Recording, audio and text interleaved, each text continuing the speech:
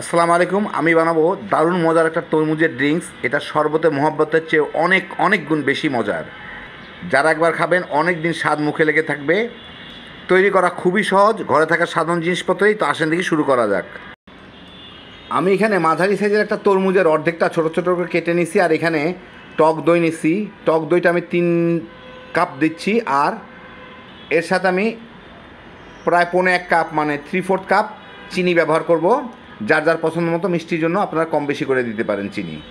এখন এই সব জিনিসগুলোকে আমি একসাথে ব্লেন্ড করে নিব। তো আমি তরমুজ, দই আর চিনি একসাথে সুন্দর করে ব্লেন্ড করে নিলাম।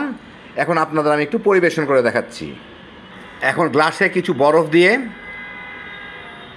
তার উপর একটু তরমুজের কুচি দিয়ে, তার মধ্যে এই তরমুজ, দই আর চিনির ব্লেন্ড করা মিশ্রণটা ঢেলে দিব।